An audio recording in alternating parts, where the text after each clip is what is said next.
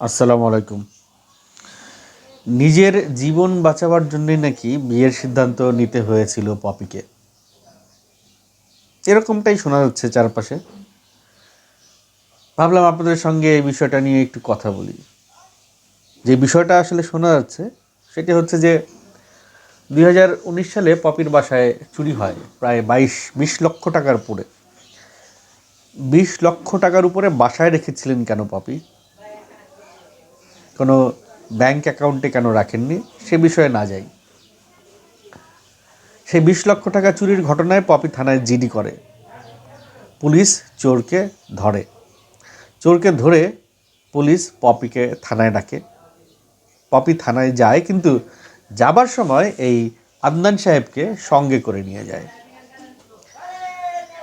গিয়ে দেখে যে যাদেরকে ধরেছে তারা সবাই তার পরিবারের সদস্য, অর্থাৎ পপির টাকা পপির পরিবারের সদস্যরাই চুরি করেছে, আত্মসাৎ করেছে।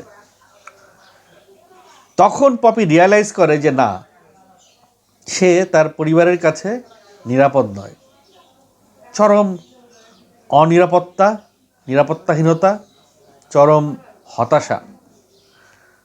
একটা মানুষ চরম হতাশায় যখন ভোগে তখন সে কিন্তু আত্মহত্যার মতো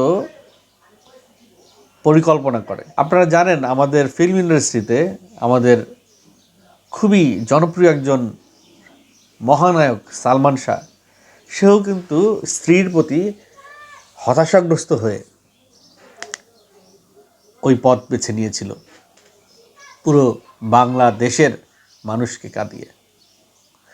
পপি যদি ওই সময়ে সালমান শাহর পথ বেছে নিতেন তাহলে আজকে পপির হত্যা রহস্যও কিন্তু একটি রহস্য রয়ে যেত। কেউ খুঁজে বের করতে পারতো না কেন পপি আত্মহত্যা করলেন। পপি সেই কাজটি ওই সময় করেননি। 2020 সালের পরে আবার একই ঘটনা। এইবার পপির বিরুদ্ধে পরিবারের সবাই লেগে পড়েছে পপিকে হত্যা করবার জন্য, পপির সমস্ত সম্পত্তি আত্মসাৎ করবার জন্য। সেই সময়ে নায়ক আলমগীর সাহেব একটি সমঝোতা করে দেন। সেই সমঝোতায় পপিকে কিছু দেন, পপির মাকে কিছু দেন। যদিও সমস্ত অর্জন পপির। আমি আমার বিগত কন্টেন্টে দেখেছি